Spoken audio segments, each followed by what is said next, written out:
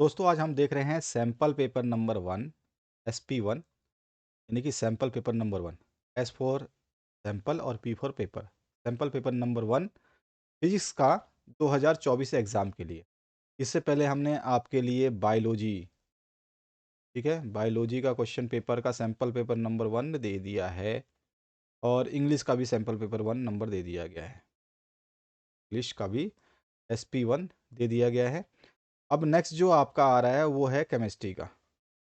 Chemistry का sample paper number 1 आपका पास में आने वाला है और आगे बचे हुए जो विषय हैं, जो भी सब्जेक्ट हैं, उनके सभी के सैंपल पेपर आ रहे हैं 2024 एग्ज़ाम के लिए with full solution. Complete solution के साथ में मिलेंगे हम हर वीडियो में। चाहे किसी भी ईयर का पेपर हो, हमेशा जो है केवल क्वेश्चन पेपर दिखाने का कोई मतलब नहीं है और कोई मीन नहीं है। हम जब भी मिलेंगे अच्छे क्वेश्चन पेपर के साथ में पूरा डिस्कस करेंगे। यहाँ पे आपको सारे के सारे फिजिकल कांस्टेंट दिए गए हैं जिसकी वैल्यूज़ आपको पता होनी चाहिए। अगर नहीं पता है तो आप एग्ज़ाम पेपर में आप इनको देख सकते हैं, जिनसे आप न्यूमेरिकल को वेरीफाई करेंगे और न्यूमेरिकल को सॉल्व भी करेंगे। यहाँ पे पहले क्वेश्चन से स्टार्ट करते हैं। Bernoulli's equation for an ideal fluid in streamline flow में बी रिटन एज। तो ये कैसे रिटर्न करते हैं हम? तो हम रिटर्न करते हैं इसको pressure head equals to velocity head plus potential head. तो कौन सा ऑप्शन सही हो जाएगा? हमारा ऑप्शन नंबर बी जो हो जाएगा, pressure head equals to velocity head plus potential head. B option equals to, मतलब बी ऑप्शन जो है ये राइट है। सेकंड क्वेश्चन की बात करते हैं।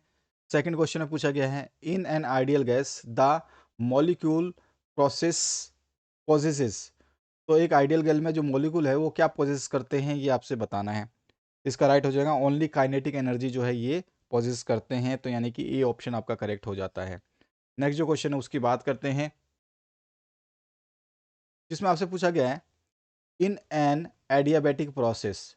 एक एडियाबैटिक प्रोसेस में क्या होता है? ऑप्शन आपके सामने है। तो यहाँ पे सबसे आसान और सबसे सही उचित उत्तर क्या हो जाएगा? जो आपका पीबी जो होता है, पीबी की पावर गामा जो होती है वो कांस्टेंट होता है। तो यहाँ पर जो सॉरी टीवी की पावर जो गामा होती है वो कांस्टेंट होता है। ये ऑप्शन जो है करेक्ट हो जाएगा आपका। सॉरी, टीवी नहीं, पीबी, पीबी, पीबी बोल रहा था, सही बोल रहा था मैं। पीबी का जो पावर है वो गामा कांस्टेंट होता है। ये डी ऑप्शन सही हो जाएगा आपका।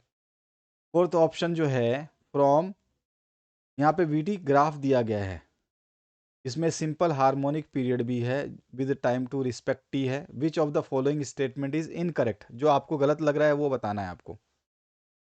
जब सारे ऑप्शंस पढ़ोगे तो आपको जो है यहाँ पे एक गलत ऑप्शन मिलेगा और वो मिलेगा the acceleration is maximum at T. यहाँ पे डी ऑप्शन जो है ये करेक्ट हो जाएगा। ठीक है, एक्सेलरेशन मैक्सिमम नहीं है। यहाँ पे ग्राफ में देख रहे हो, यहाँ पर जो है आपका ये जो है जीरो पे आ जाता है, तो मैक्सिमम नहीं है ये।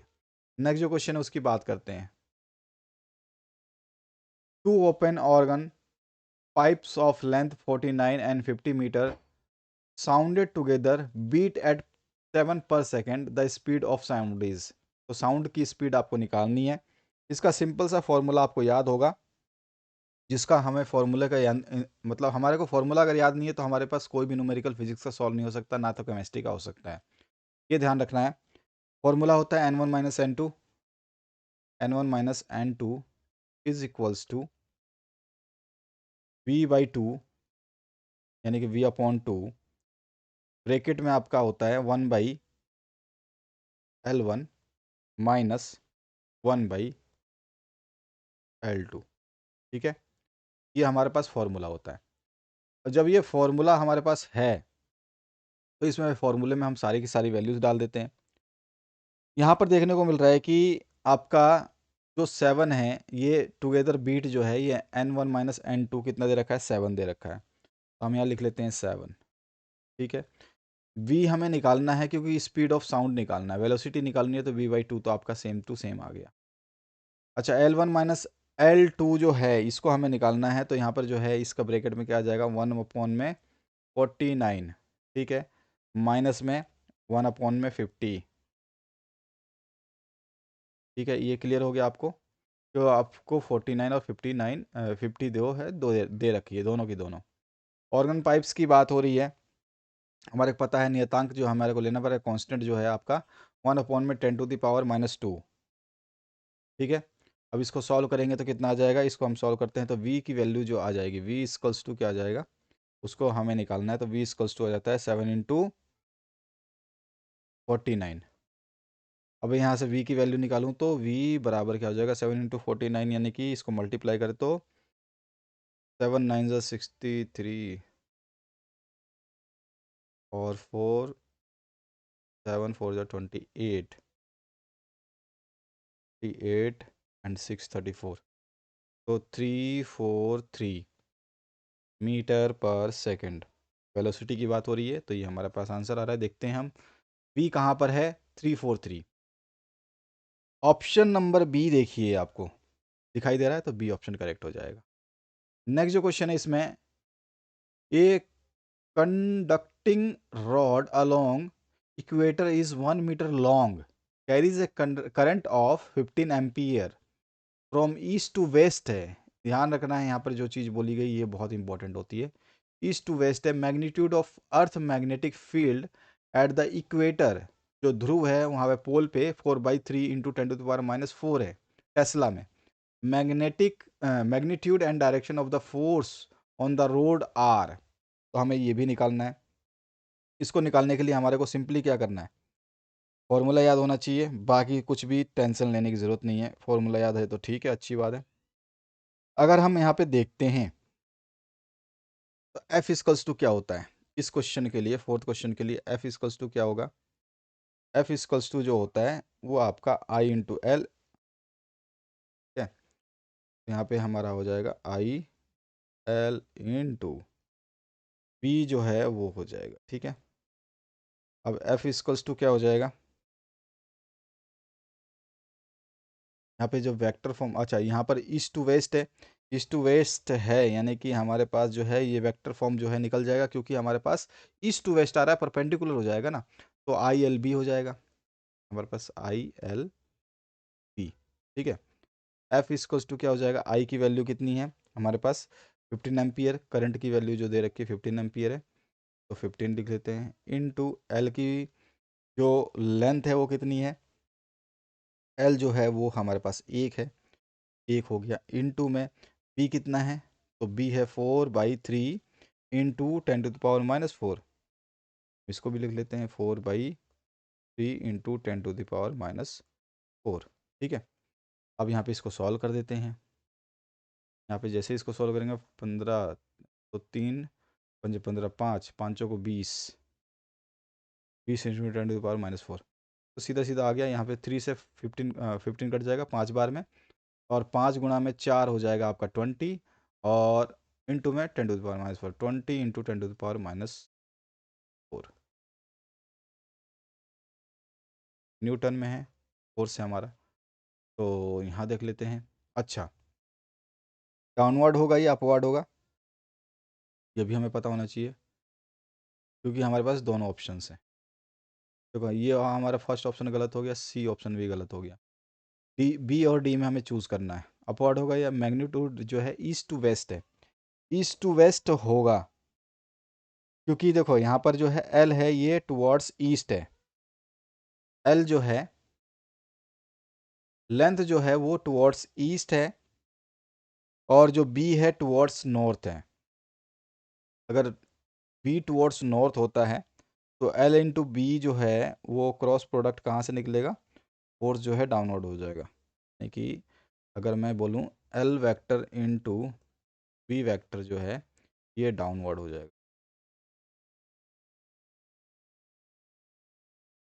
तो ऑप्शन नंबर बी करेक्ट हो जाएगा। नेक्स्ट जो क्वेश्चन है उसकी बात करते हैं, विच of the following is correct for diamagnetic materials, diamagnetic materials के लिए कौन सा जो है ऑप्शन बेहतरीन होगा, म्यू आर जो है ये आपका <1 होता है, बिल्कुल सही है ऑप्शन है ये भी। और यहाँ पर एग्जाम स्मॉल नेगेटिव ये भी सही है आपका, और टेम्परेचर इंडिपेंडेंट होता है ये भी सही है, यानी कि ऑल ऑफ द आंसर सही है यहाँ पे। आपका आपका जो ऑप्शन होगा ये ऑल ऑफ दीज हो जाएगा।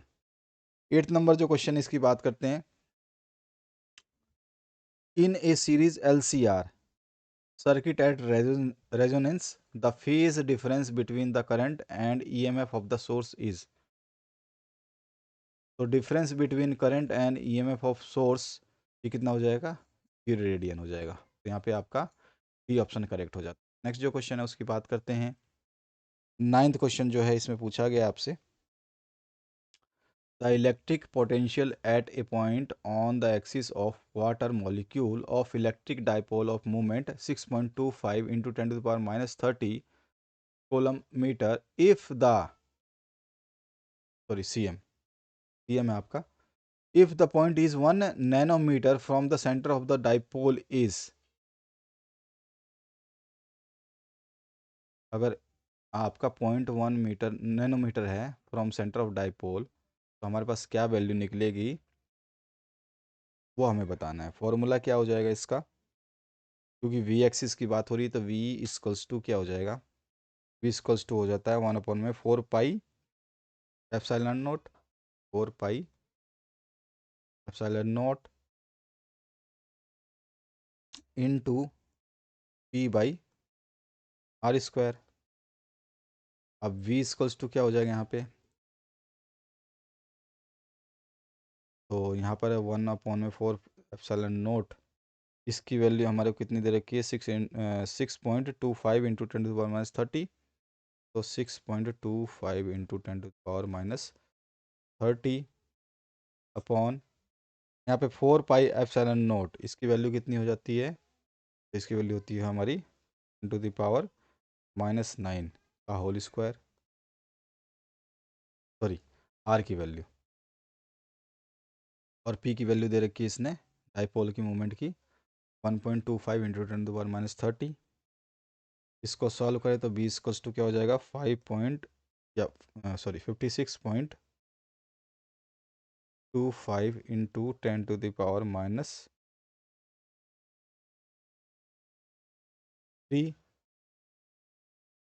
तो ये वाला ऑप्शन देखते हैं कहाँ पर आता है। ये हमारा ऑप्शन नंबर 56.25 इंटू 10⁻³ वोल्ट, ये ऑप्शन करेक्ट हो जाता है यहाँ। 10वां क्वेश्चन पूछेगा, which of the following properties of M nucleus does not depend on its mass number. Mass number पे कौन सा जो है प्रॉपर्टी डिपेंड नहीं करती है, तो मास नंबर पे हमेशा जो है डेंसिटी, डेंसिटी जो है ये आपका डिपेंड नहीं करती है। वॉल्यूम करेगा, मास करेगा, रेडियस भी करेगा, मास नंबर डेंसिटी डिपेंड नहीं करेगी।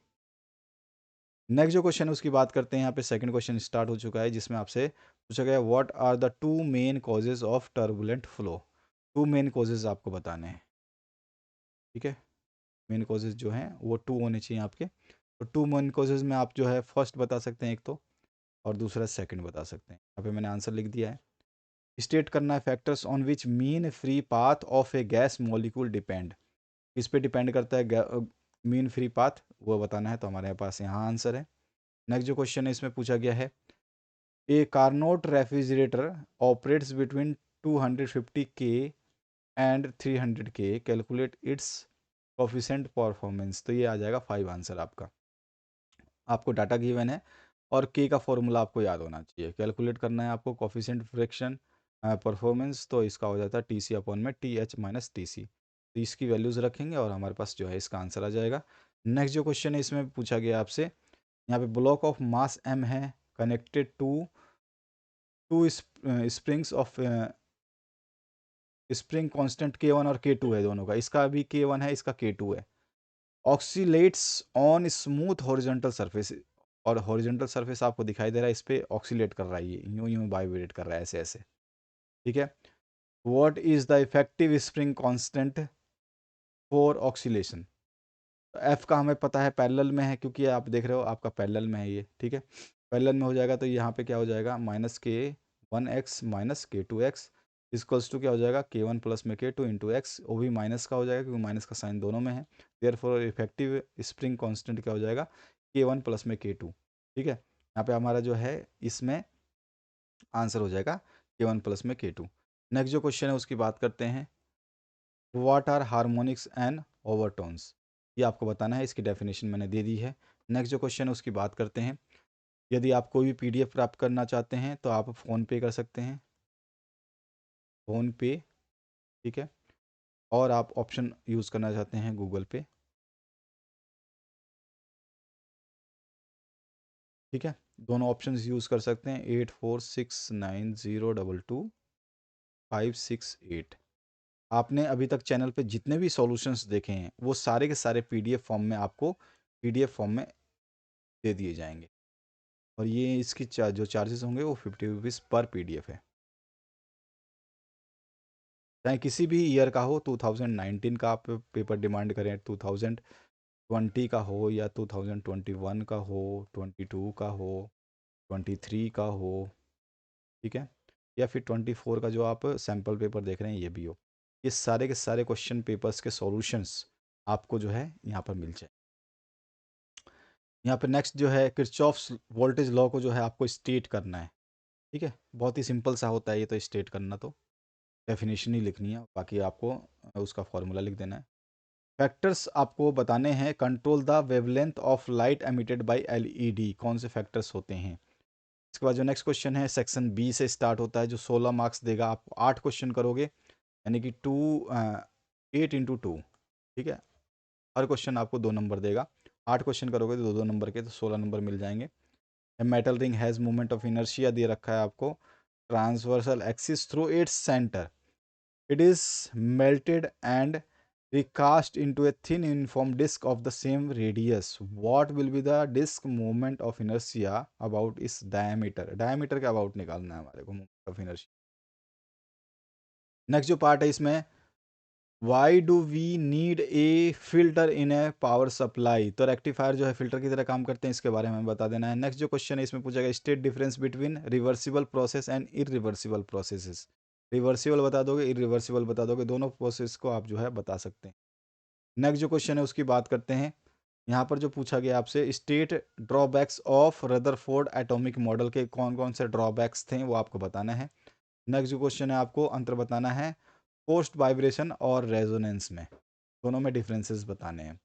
नेक्स्ट जो क्वेश्चन है इसमें आपसे पूछा गया है, यहाँ पर आपको कैपिस्टर दे रखा है फैराडे में, माइक्रो फैराडे में, with a 50-volt battery, then the battery is removed, the capacitor is connected across the inductance driving A current 5 ampere through the inductance, calculate the value of inductance. यहाँ पे आपको inductance यानी कि L की value निकालनी है, तो यहाँ पे डाटा जो गिवन है वो लिख लेंगे, बाकी आपके पास फॉर्मूला होता है, फॉर्मूला जो है एनर्जी स्टोर्ड का बता दोगे, उसके बाद आपका आंसर निकल जाएगा। एक्सप्लेन करना है construction of propagation of spherical wave front using Huygens principle. Huygens principle बहुत बार मैंने करवाए, वो अलग से वीडियोस हैं इसके, आप उनको भी चेक कर सकते हो। तो ये आपको डायग्राम बनाना पड़ेगा और इसके प्रिंसिपल को बारे में यहाँ पे बताना पड़ेगा। नेक्स्ट जो क्वेश्चन है, why eddy what are eddy currents, और ये जो है 2023 के एग्जाम में शायद आ चुका है ये।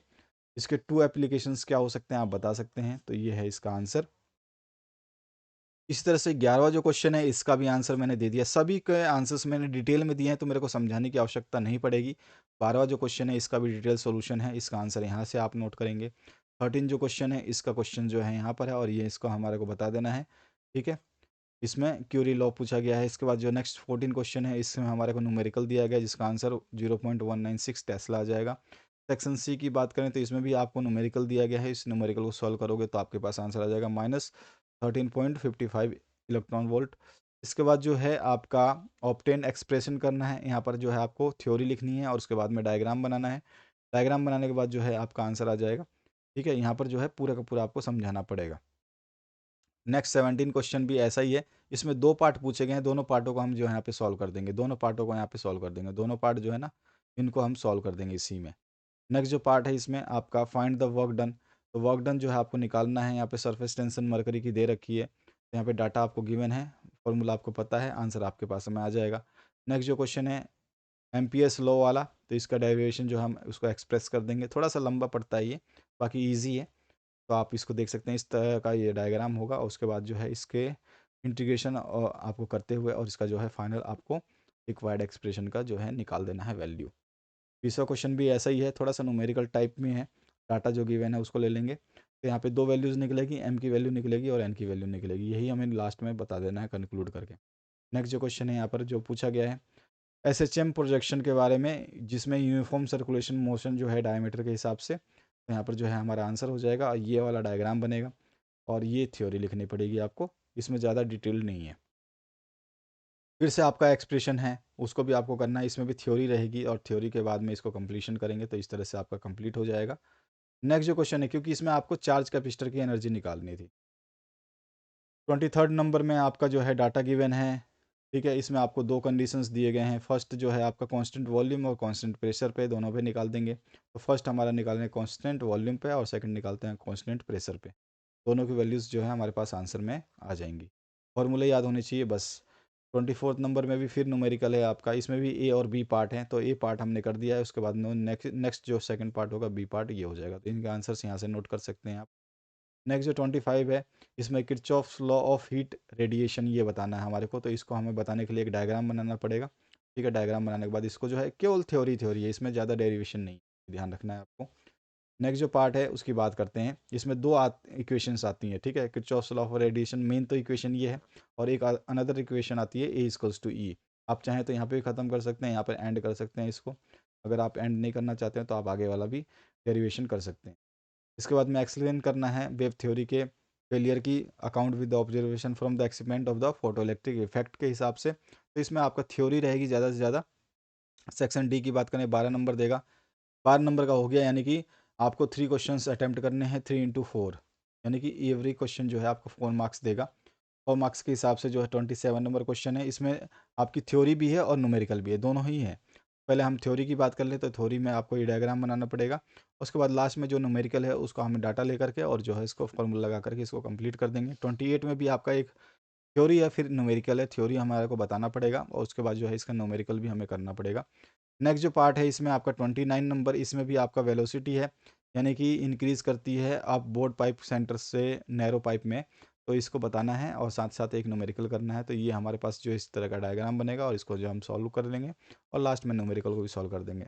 30 नंबर जो क्वेश्चन है, इसमें परपेंडिकुलर एक्सिस आर एप्लीकेबल किस में है, पैरेलल एक्सिस में। थ्योरम्स ऑफ पैरेलल एक्सिस की बात हो रही है और स्टेट करना है रिस्पेक्टिव मैथमेटिकल एक्सप्रेशन और डिफाइन करना है ब्रेविस्टर एंगल और स्टेट ब्रेविस्टर लॉ, दोनों को करना है हमारे को। यहाँ पे पूरा का पूरा थ्योरी टाइप में क्वेश्चन रहेगा ये, तो इसको हमें कर देना है। नेक्स्ट जो क्वेश्चन है इसमें लास्ट नंबर, एक्सप्लेन करना है how moving coil galvanometer is converted into volt meter. हमेशा बहुत ज़्यादा इंपॉर्टेंट क्वेश्चन है, हमेशा पूछा जाता है। ड्राइव नेसेसरी फार्मूला, और फिर इसके बाद में एक न्यूमेरिकल भी है। तो हमारे को बताना है कि जो मूविंग कॉइल गैल्वेनोमीटर है ये कन्वर्टेड कैसे होगा वोल्ट मीटर में। इसका डायग्राम बना देंगे, साथ में स्टेट कर देंगे इसके प्रिंसिपल को, और उसके बाद जो न्यूमेरिकल है उस डाटा को भी हम जो है क्लियर कर देंगे। प्लेलिस्ट आपके सामने आ रही है, इस प्लेलिस्ट में सारे सॉल्यूशंस अवेलेबल है। 2019, 20, 21, 22, 23 और 24 के सैम्पल पेपर्स सारे सब्जेक्ट्स अवेलेबल है। इस वीडियो के माध्यम से जो है आप चेक कर सकते हैं, प्लेलिस्ट आपके सामने आ चुकी है। Thank you very much, have a good day.